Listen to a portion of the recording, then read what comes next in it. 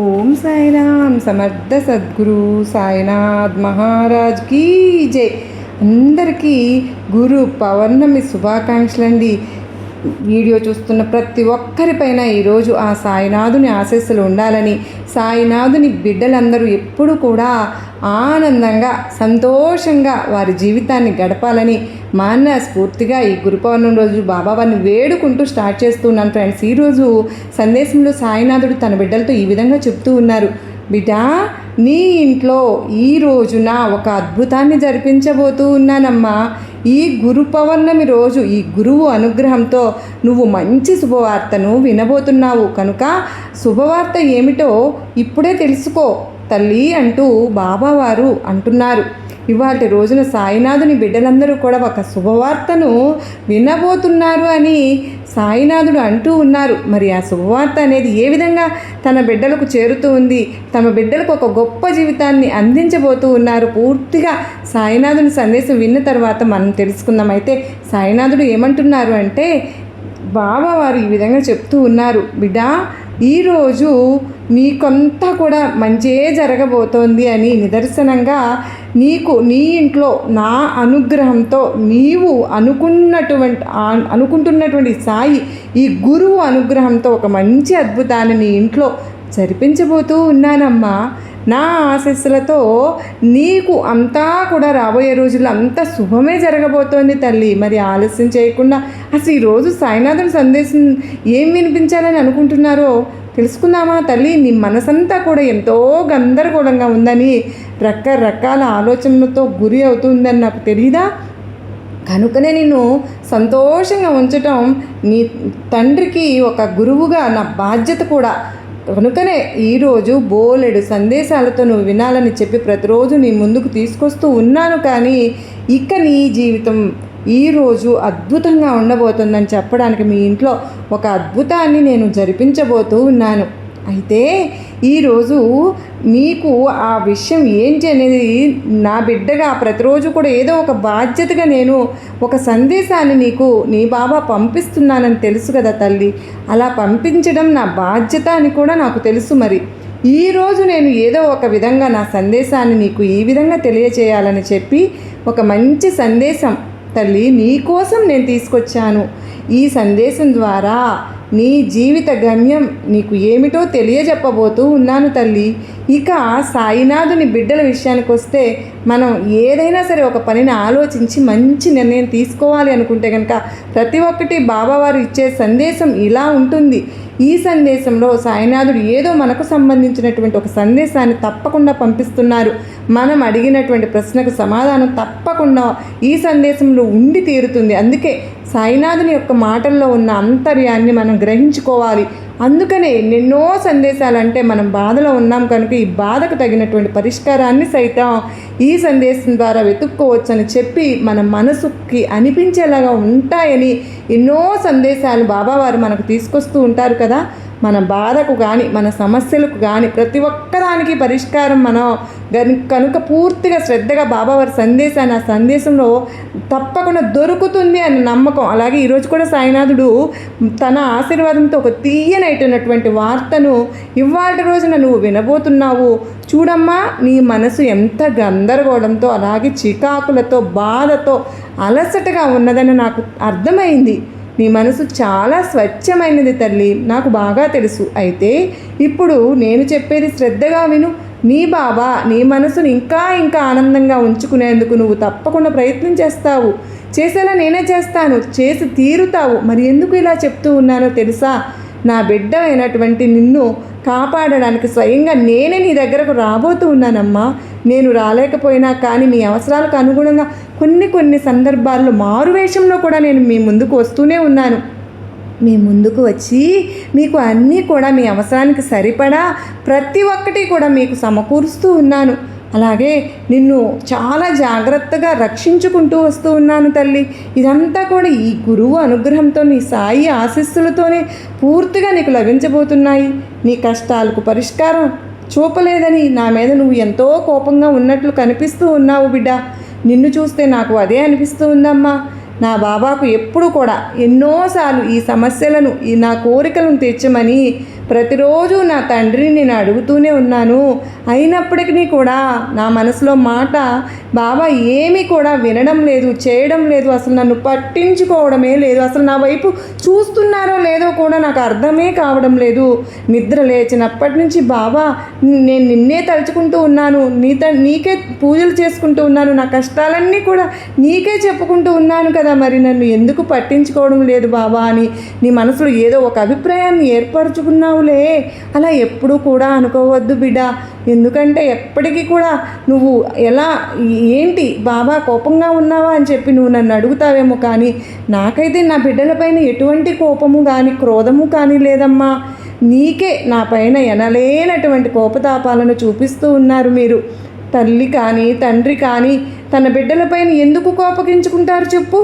ఏదైనా సరే కానీ మీరు మంచి నడవడికలో అలాగే మంచి మార్గంలో వెళ్ళాలనే కదా, తన బిడ్డల క్షేమం కోసం మాత్రమే కదా తల్లిదండ్రులు ఆరాటపడుతూ ఉంటారు. వారి పోరాటం కూడా అందుకే కదా తల్లి. అంతా కూడా మీకు మంచి బుద్ధిని ఇవ్వాలనో, లేదంటే మిమ్మల్ని మంచి దారిలో నడిపించుకోవాలనో, ఇంకా లేకపోతే మీ తప్పొప్పులను దండించడానికో తల్లిదండ్రులు ఎప్పుడు కూడా కోప్పడుతూ ఉంటారు. అంతే తప్ప మీపై కోపం అలాగే ప్రేమ లేదని కాదు కదా. కోపమే ఉంటుందని అర్థం కాదు. కాబట్టి వాళ్ళని అర్థం చేసుకోవడానికి ప్రయత్నించు. అలాగే భగవంతుని కూడా అర్థం చేసుకోవాల్సి ఉంటుందమ్మా. నా బిడ్డ అయినటువంటి నీపై నాకు ఎందుకు కోపం ఉంటుంది చెప్పు? నీ కుటుంబం అంతా కూడా నా బిడ్డలే కదా, ఈ ప్రపంచం అంతా కూడా నా బిడ్డలే కదా బిడ్డ. మరి నా బిడ్డలపై తల్లి ఎందుకు కోపం ఉంటుంది చెప్పు? కోపం ఏదైనా సరే కానీ 5 నిమిషాలు మాత్రమే. కొన్నిసార్లు కూడా నేను మిమ్మల్ని తండ్రిలాగా తల్లిలాగా దండిస్తాను, అంతేకాని మీపై కోపంతో కాదు. మీరు చేసేటటువంటి పనులపైన కోపంతో చెడుదారిలో వెళ్ళిపోతే మిమ్మల్ని దండించాల్సి వస్తుంది. కనుక ముందుగానే మీకు జాగ్రత్త చెబుతాను. ఆ బాధ్యత నాపై ఉంది. మరి ఒక గురువుగా మీ బాధ్యత నాపై ఉంది కదా. ఎన్నెన్ని కష్టాలు మీ నెత్తిన తెచ్చుకుంటున్నారో తెలుసా? నేను నా బిడ్డలను మంచి చెడులు చెప్పుకుంటూ పెంచుకుంటుంటే అప్పుడప్పుడు నాకు తెలియకుండానే ఏదో ఒక విధంగా తప్పు చేసేస్తూనే ఉంటున్నారు. దానివల్ల ఇంకా ఎక్కువ కష్టం తెచ్చిపెట్టుకుంటూ ఉంటున్నారుగా. కనుక ఒకవేళ నేను గనక దండించకపోతే మీ జీవితాన్ని మీరే సర్వనాశనం చేసుకున్నవారు అవుతారు కదా తల్లి. అన్ని కష్టాలు కాదు బిడ్డ, ఇంకా ఎక్కువ కష్టాలను మీరు ఈ పాటికే అనుభవించి ఉంటారు. కనుక నా మనసుకు బాధ అనిపించినా సరే మిమ్మల్ని కొన్నిసార్లు దండించక తప్పడం లేదు. చూడు తల్లి, మిమ్మల్ని ఎప్పుడైనా కానీ దండించేటప్పుడు నేను ఎంతగా బాధపడతానో తెలుసా అమ్మా? అంతేకాని నా బిడ్డల్ని నేను ఎప్పుడూ కూడా అనవసరంగా బాధ పెట్టను. ఆ బాధను నేను అనుభవించడానికి సిద్ధంగా ఉంటాను. నా బిడ్డలందరినీ కూడా రక్షించుకోవడమే కదా భగవంతునిగా నా కర్తవ్యం. ఇక నీకు తోడుగా నీడగా నేను ఎప్పుడూ కూడా తోడుగా ఉంటాను అని చెప్పి నువ్వు నమ్మి నన్నే అపార్థం చేసుకుంటావా చెప్పు? నువ్వే బాబా, అన్నీ నువ్వే నాకు అని నీ మనస్ఫూర్తిగా నువ్వే అంటావు. మళ్ళీ బాబా అసలు నువ్వు నాతో ఉన్నావని అది కూడా నువ్వే అంటావు. చూడు బిడ్డ, నీ నడవడిక మీదే నీ మాట మీదే నీకు నమ్మకం లేనప్పుడు మరి మంచి ఎలా జరుగుతుంది చెప్పు? ఇప్పుడు కన్నీరు పెట్టుకోవద్దమ్మా. ఇప్పటికైనా సరే నన్ను, నా ప్రేమను అర్థం చేసుకుంటే నాకు అంతే చాలు. నువ్వు అర్థం చేసుకున్నావని నేను అనుకుంటున్నాను.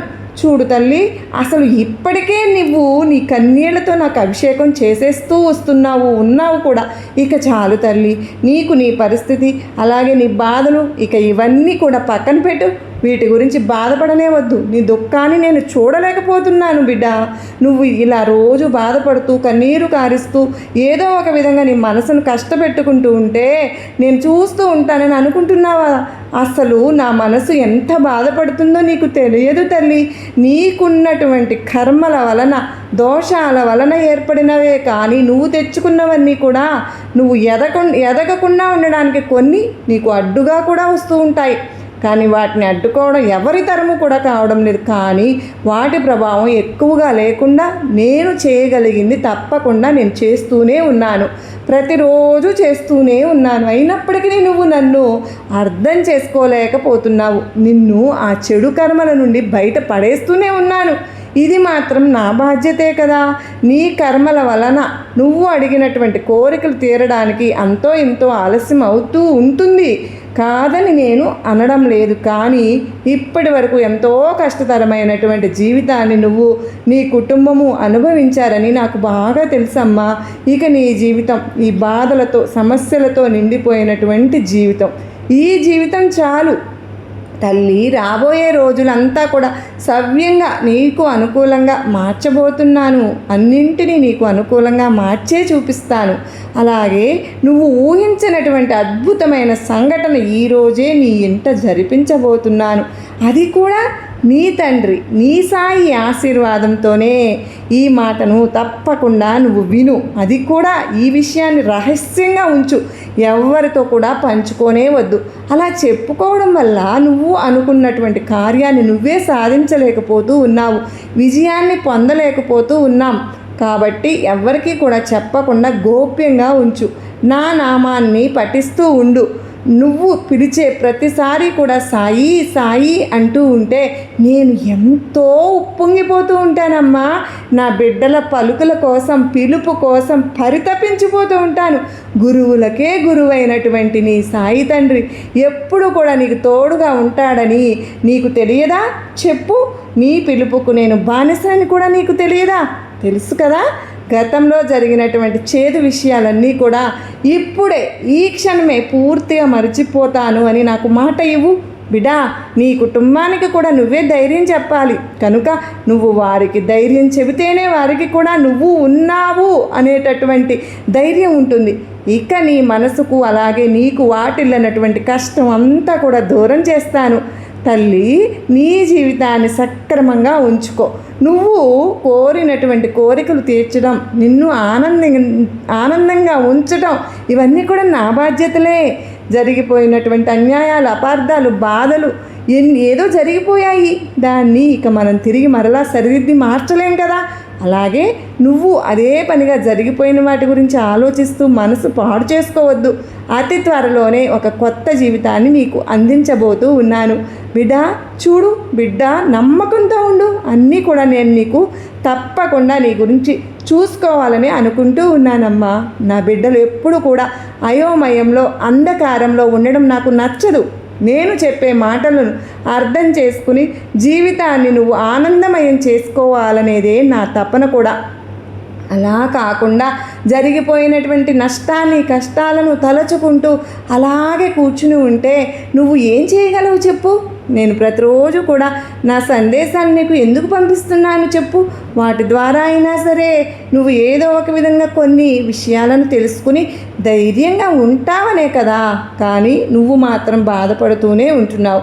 నేను ఎన్నిసార్లు చెప్పాను, బిడ్డా నీ కష్టాలను నువ్వు మర్చిపో.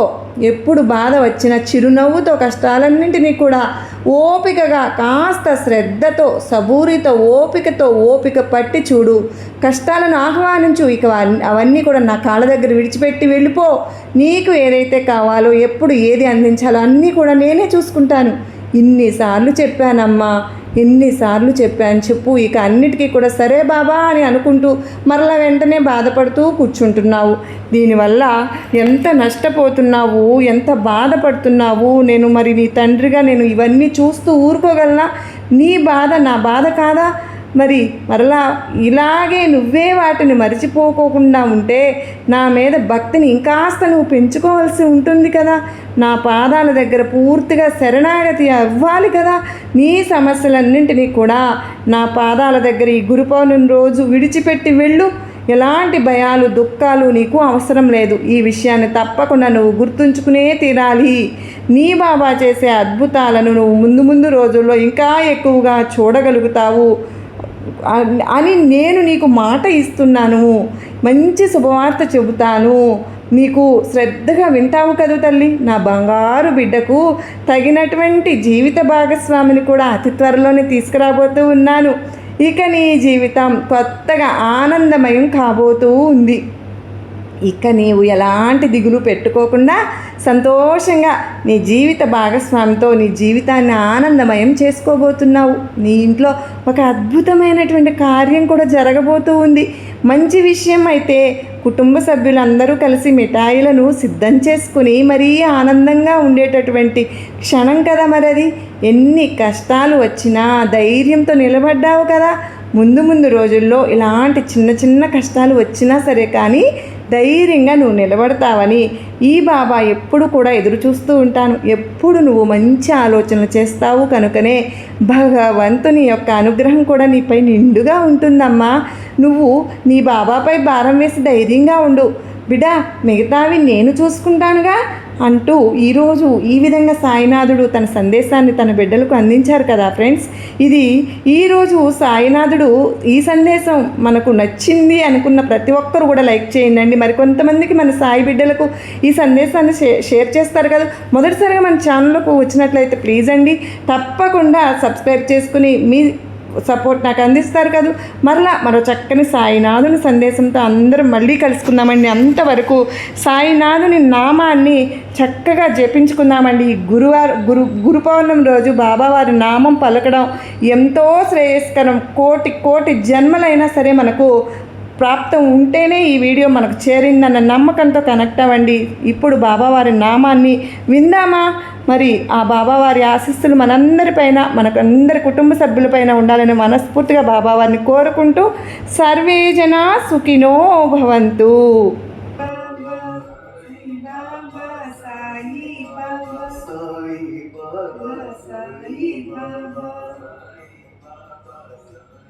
Baba Sai Baba Sai Baba Sai Baba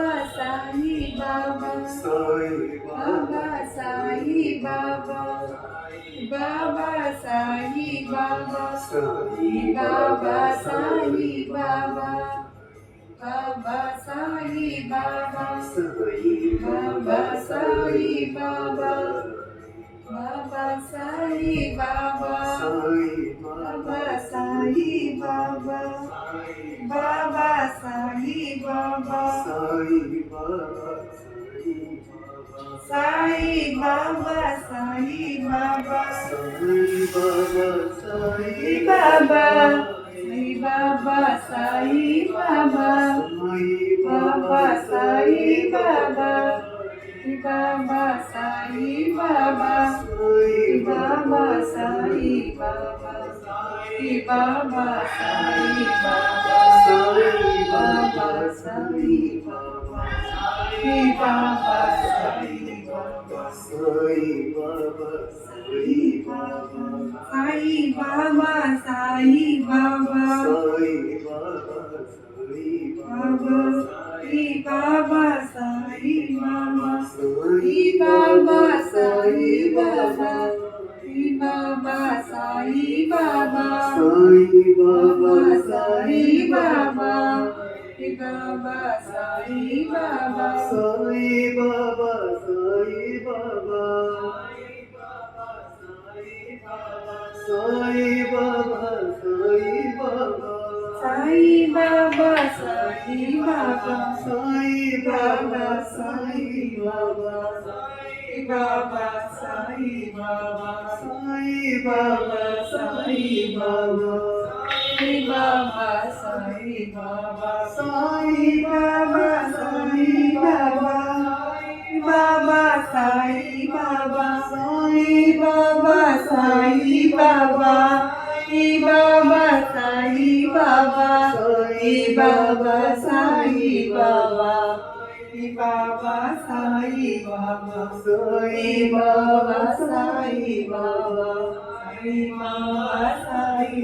Sai Baba Sai Baba Sai Baba Sai Baba Sai Baba Sai Baba Sai Baba Sai Baba Sai Baba Sai Baba Sai Baba Sai Baba Sai Baba Sai Baba Sai Baba Sai Baba